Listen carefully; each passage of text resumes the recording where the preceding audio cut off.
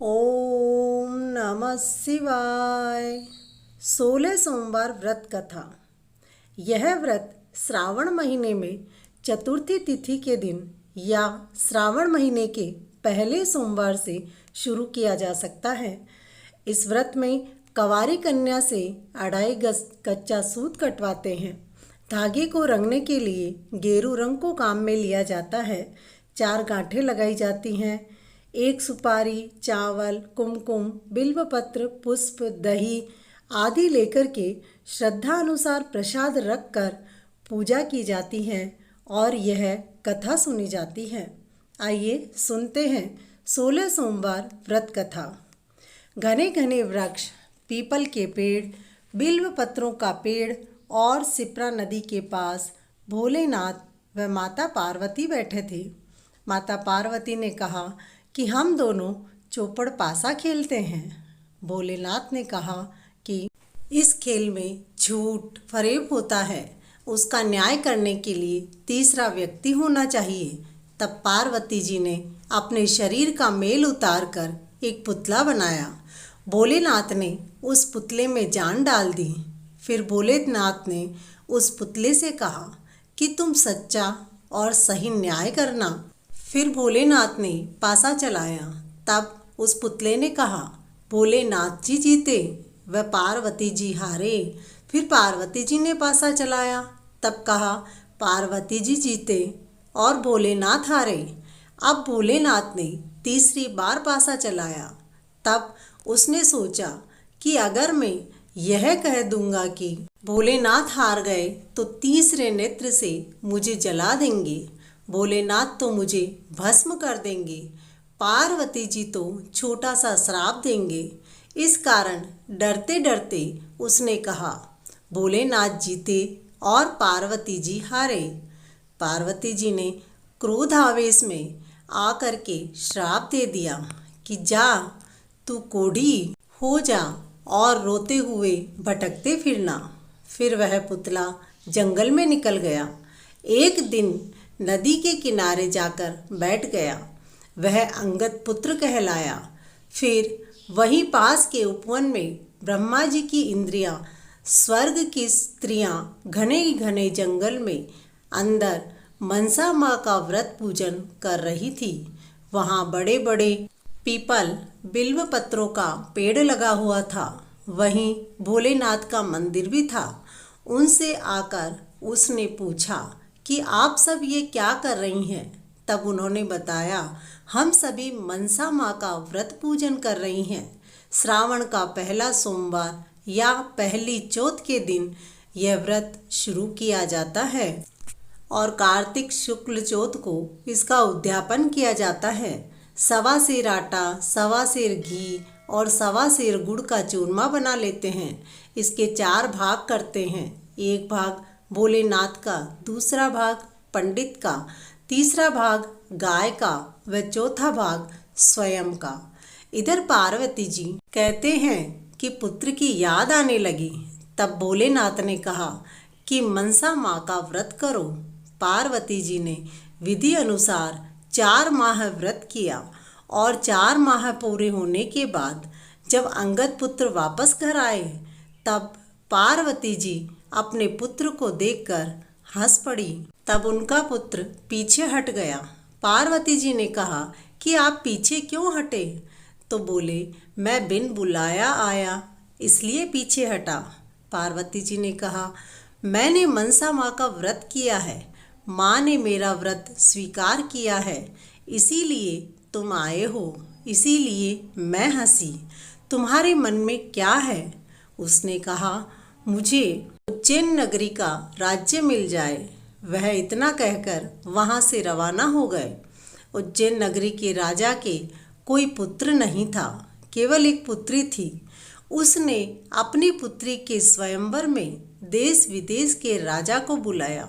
अंगद पुत्र भी ब्राह्मण के रूप में स्वयंवर में गया। वहाँ राजकुमारी ने हथिनी के सूंड में माला देकर कहा कि राज्य में घूमो।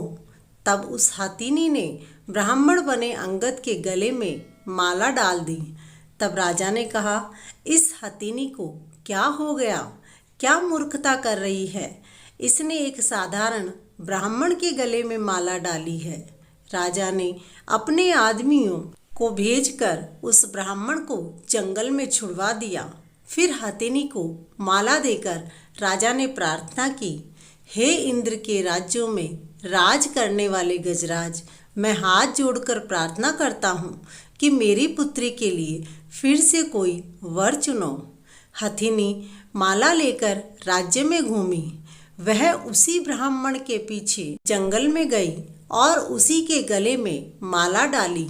तब राजा ने कहा कि मेरी बेटी के भाग्य में शायद यही वर लिखा है।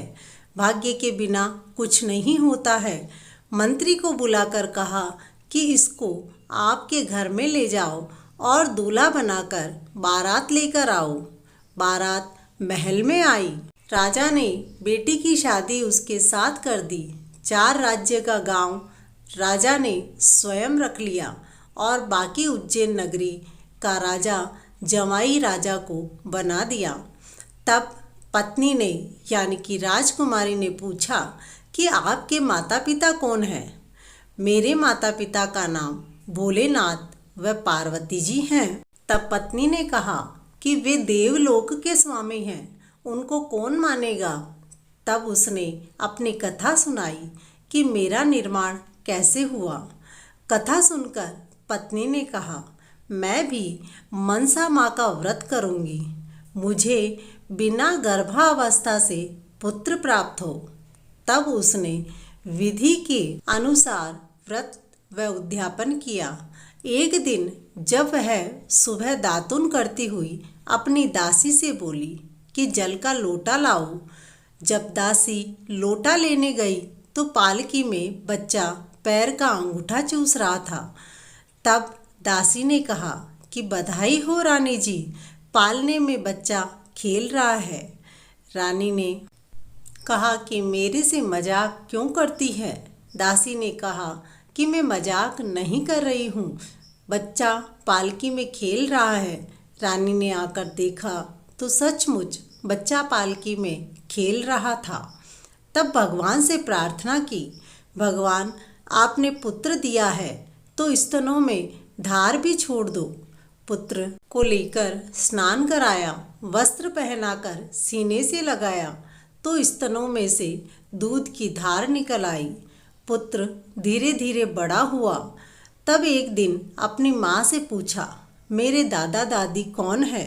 तब माँ ने कहा कि तेरे पिता का नाम अंगद है, पार्वती जी व भोलेनाथ तेरे दादा दादी हैं और वे देवलोक के स्वामी हैं। तब अंगद के पुत्र ने पूछा कि इनको धरती लोक पर कौन मानेगा। तब माँ ने अपनी कथा सुनाई। तब अंगद के पुत्र ने भी विधि के अनुसार व्रत किया, परंतु उद्यापन नहीं किया। 4 मास के बाद एक दिन बाहर देख रहा था तो स्वर्ग से एक विमान आया। विमान के अंदर एक सुंदर कन्या थी। उसके साथ उसका विवाह हो गया। जब वह जंगल में जाता है तो वहाँ के ग्वाले मनसा माँ के व्रत का प्रसाद बांटते हैं। तब उसे याद आता है कि मैंने व्रत तो किया पर इसका उद्यापन नहीं किया। तब राजा ने सिपाहियों से कहा कि 1.25 सेर आटा का चूरमा बनाकर लाओ। तब रानी ने सोचा कि 1.25 सेर आटे का चूरमा तो कम होगा। तब वह गाड़ी भरकर चूरमा भेज देती है। राजा को सपने में भोलेनाथ आकर कहते हैं कि रानी को देश निकाला दे दो। रानी वहाँ से रवाना हो जाती है। रानी का हितैषी मंत्री मिलता है और पूछता है कि रानी साहिबा आप कहाँ जा रही हो। रानी कहती है कि राजा साहब ने आवेश में आकर मुझे देश निकाला दिया। तब मंत्री कहता है कि आप मेरे घर चलो, 1-2 दिन में राजा जी का गुस्सा शांत हो जाएगा। मंत्री रानी को अपने घर ले जाता है, लेकिन मंत्री अंधा हो जाता है और उसके घर में दरिद्रता आ जाती है। तब मंत्री हाथ जोड़कर कहता है कि आप यहाँ से चली जाओ। वह रानी वहाँ से रवाना हो जाती है। तो राज्य का दीवान उसे अपने घर ले जाता है। दीवान के साथ भी ऐसा ही होता है और दीवान भी रानी को हाथ जोड़कर जाने को कहता है। फिर कुम्हार मिलता है, कुम्हार के घर जाती है और कुम्हार भी उसे अपने घर का आश्रय देता है। तो कुम्हार के भी नुकसान होता है, मटकियाँ फूट जाती हैं और वह अंधा हो जाता है। कुम्हार भी रानी को वहाँ से चले जाने को कहता है। फिर रास्ते में माली मिलता है, माली उसे अपने घर चलने को कहता है कि 2 दिन में राजा साहब का गुस्सा शांत हो जाएगा। लेकिन रानी के पैर बगीचे में पड़ते ही हरा भरा बगीचा सूख जाता है। माली कोढ़ी व अंधा हो जाता है। रानी ने सोचा मेरे से जरूर कोई भूल हुई है। वह माली के घर से रवाना होने के बाद उसे एक तो 3 दिन का रास्ता मिलता है और एक 6 महीने का रास्ता मिलता है। रानी 3 दिन का रास्ता अपनाती है। वहाँ से सिप्रा नदी मिलती है। वह सोचती है कि मैं इसमें कूद कर जान दे दूं। जैसे ही वह मरने के लिए नदी में कूदती है तो नदी सूख जाती है। आगे बढ़ती है, वहाँ से उसे एक विशाल पर्वत मिलता है तो वह पर्वत से भी कूदना चाहती है, लेकिन वह राई जैसा हो जाता है। फिर रानी को जंगल में शेर मिलता है। उसने सोचा कि मैं इसे छेड़ूंगी तो मुझे यह अवश्य ही खा जाएगा, लेकिन उसके छेड़ते ही वह शेर भी पत्थर का हो जाता है। आगे रास्ते में उसे एक विशाल सर्प मिलता है।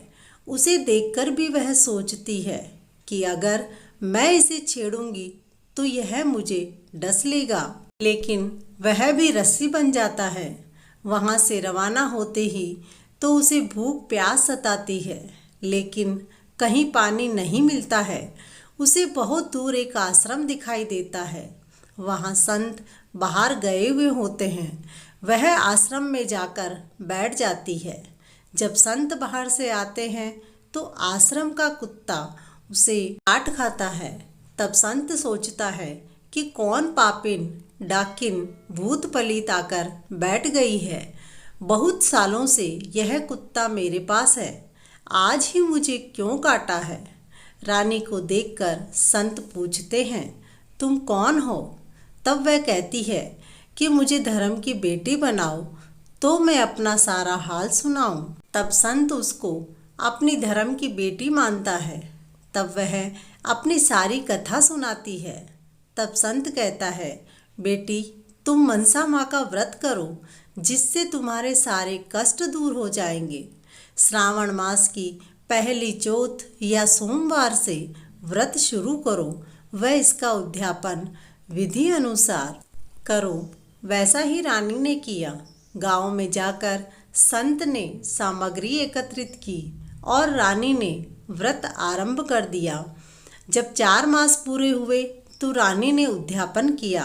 तब संत ने कहा अगर भोलेनाथ का श्राप मिट गया तो इसका प्रमाण होगा मेरे द्वारा मिट्टी के घोड़े गाय हाथी बनाए गए हैं। वहाँ जाकर ओम नमः शिवाय का 4 बार जाप करके हाथी घोड़े पर छींटे दो। उनमें प्राण आ गए तो समझ जाना श्राप मिट गया। इतना करते ही उनमें प्राणों का संचार हो गया। अब रानी वापस अपने घर के लिए रवाना हो गई। जहाँ जहाँ अशुभ बातें हुई थी वहाँ वहाँ उसके पैर पड़ते ही फिर से शुभ हो गया और अपने महल वापस पहुँची तो राजा ने गांव में फेरा फिराया कि किसी के घर में चूल्हा नहीं जले। सभी जनता मनसा माँ का प्रसाद पाने के लिए राज्य में आए। सिपाहियों को कहा कि पूरे राज्य में देखो कोई भी व्यक्ति भूखा प्यासा नहीं मिले। तब एक धोबी आकर राजा से कहता है कि एक बुढ़िया कोढ़ से पीड़ित भूखी प्यासी तालाब के किनारे पड़ी है। रानी उसे महल बुलाकर भोजन कराती है तो वह स्वस्थ हो जाती है। जो भी कोई सच्चे मन से श्रद्धा से 16 सोमवार व्रत करता है उसकी मनोकामना मनसा माँ अवश्य पूर्ण करती है। बोलो मनसा मैया की जय, शंकर भगवान की जय, माता पार्वती की जय।